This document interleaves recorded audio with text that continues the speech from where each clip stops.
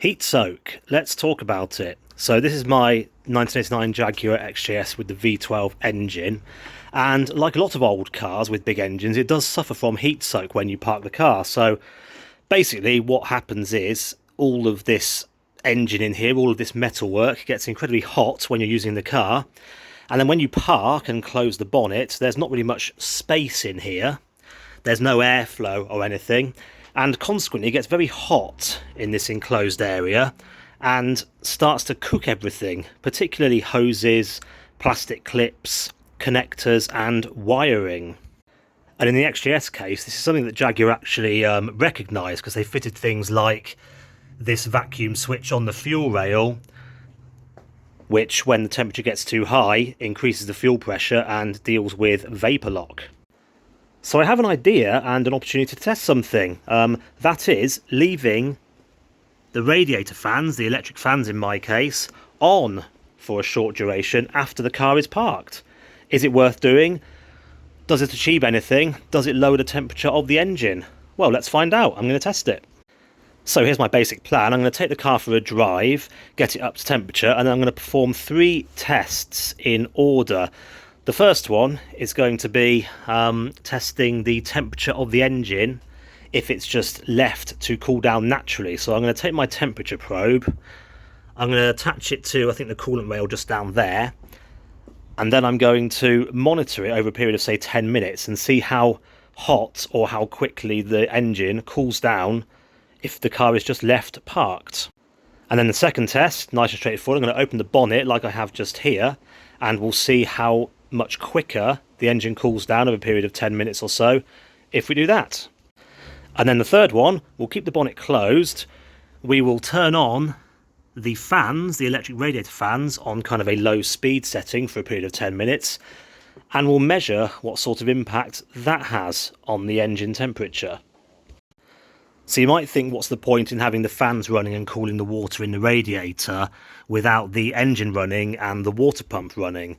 Well, you should still get a cooling effect from doing this. So what I think is going to happen is the water in the radiator is going to cool down because the fans is on, and then it should set up a sort of convection current of coolant, if you like, circling naturally through the engine. You know, the hot coolant in the engine will naturally rise to the top, it will flow into the radiator, and it will kind of cycle like that, and it should in theory cool the engine. Some of the very, very old cars, like I think it was the Ford Model T, didn't actually have a water pump at all. They just relied purely on coolant convection currents to pass water through the radiator. So I can't really see a reason why it wouldn't work here. So just as a reminder, my car does not have the viscous engine-driven fan anymore, which means I can attempt this test. I've fitted these dual electric fans from a Jaguar X-Type. Of course, if you do still have the viscous fan, you will only have the secondary AC fan down there, the standard one.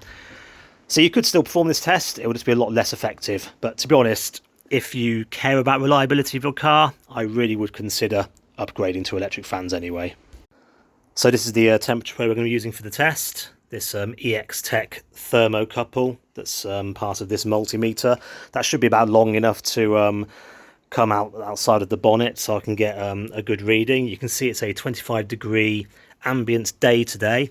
And yeah, I think I'm going to attach this kind of down here somewhere.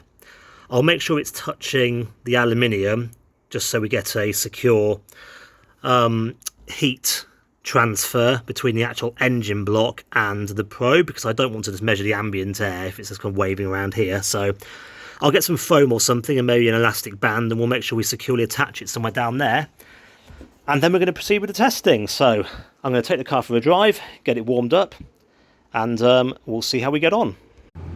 Right, I've just been for a drive. The coolant temperature coming out of the radiator is currently 85 degrees, so I'm going to wait until that gets to 90, and at that point I'll switch the car off, and I think I'll repeat that for each one just to kind of keep it consistent. Right, this is test number 1. Engine just turned off, temperature probe in, bonnet closed. So I'm just going to monitor this for the next 10 minutes, see how it changes, and then we'll get a little graph together of all 3 tests at the end.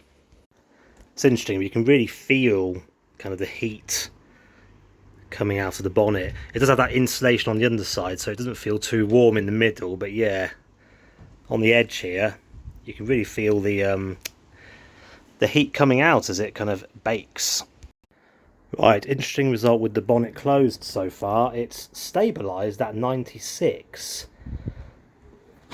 so it's not gone down at all. I'm tempted to just put the radiator fans on now and see what happens for the next 10 minutes. So yeah, I think I'm going to do that.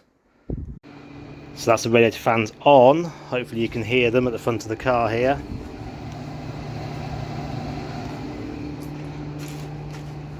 Good amount of airflow, and crucially, when I put my hand down here by the wheel, I can feel all the heat coming out of the engine bay. So, fans on.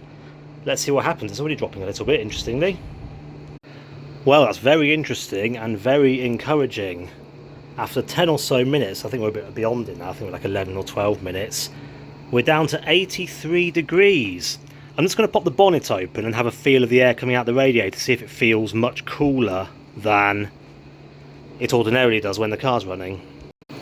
And yeah, the air coming out of these radiators, it's slightly lukewarm. So clearly, having the fans on, it's pulled all of the heat out of the radiators, and it's kind of, there's a little bit coming through, but yeah, there is still a warmth to that.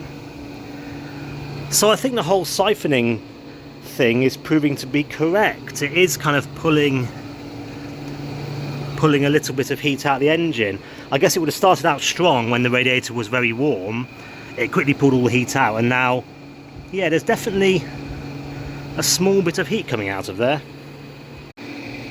And for a bit more proof, I can actually touch these radiator hoses, you know, and hold my hand there. Can I touch this? So that's much hotter, but still it's much cooler than when the car's running. So yeah, it's definitely pulled heat out of the engine. And yeah, look at that, after 10 minutes of the fan running with the car off, the return temperature from the radiator, so this is measured at the inlet to the water pump, is down at 59 degrees. Very impressive. And I'm just doing a fast idle, having pulled the car out of the garage, and yeah, 75. We started off up at 90. So 10 minutes elapsed, and a significant amount of heat has definitely been expelled from the engine. Right, the car is warmed up again. Here's the starting temperature. Let's just feel the hose. Yeah, can't touch that. So this time we're going to do a 10-minute test of the bonnet open. Just kind of intuitively, I'm feeling the heat that's coming off it. I think it's less than the heat that was coming out of the radiator. Let's see what happens over the next 10 minutes. Well, it's now been 10 minutes, over 10 minutes with the bonnet open. And we've struggled our way down, I think that's 1 degree to 92. So, interesting. I'm going to go to the computer, get all these typed up, and we'll check out the results.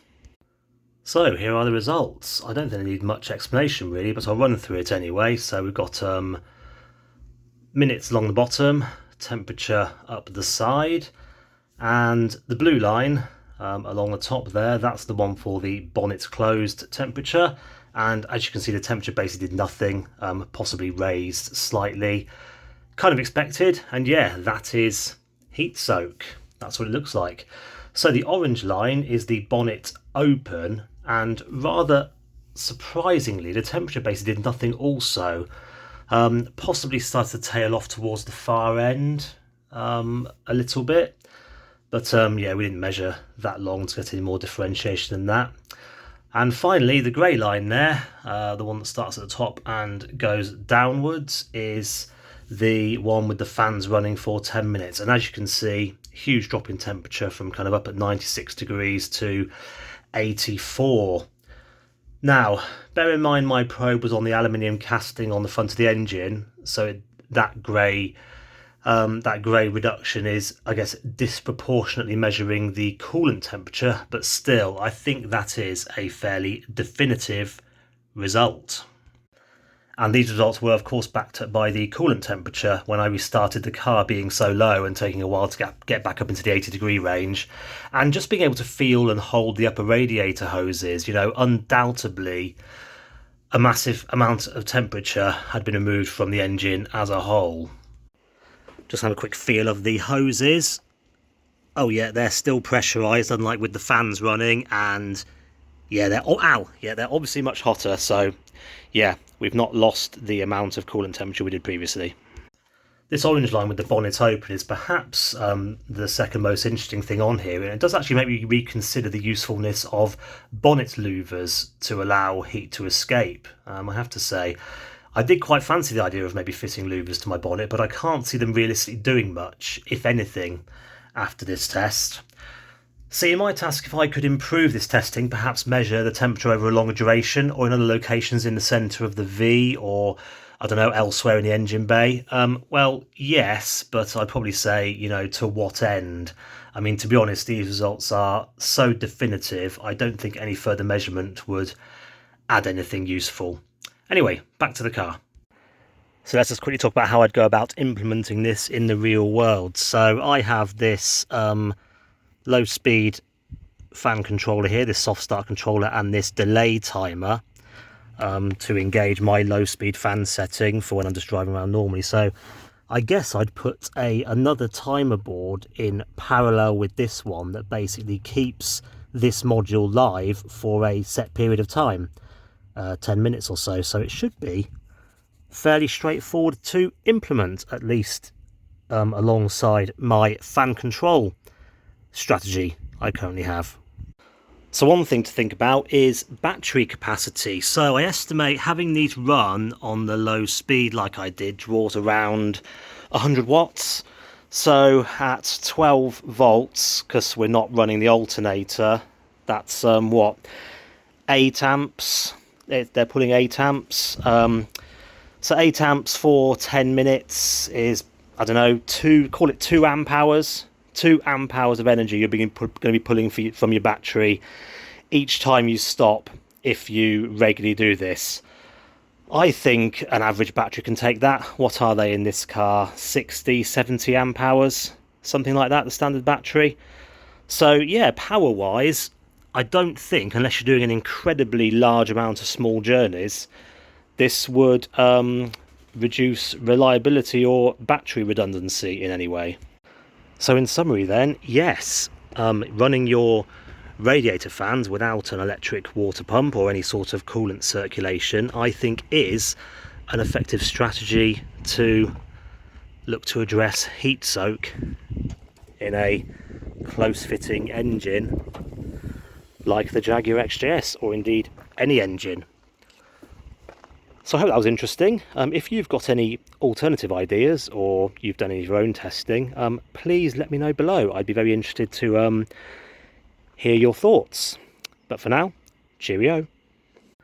I mentioned I thought it was the Ford Model T that didn't use a water pump, and yeah, here we go. This is a coolant schematic of the engine and radiator for the Ford Model T, thermosiphon water cooling system.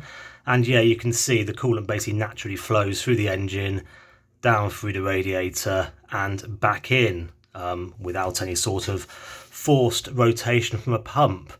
Of course, the Model T only developed something like 15 horsepower or something like that, so it didn't have the amount of heat to reject as a modern car, but yeah, sound principle.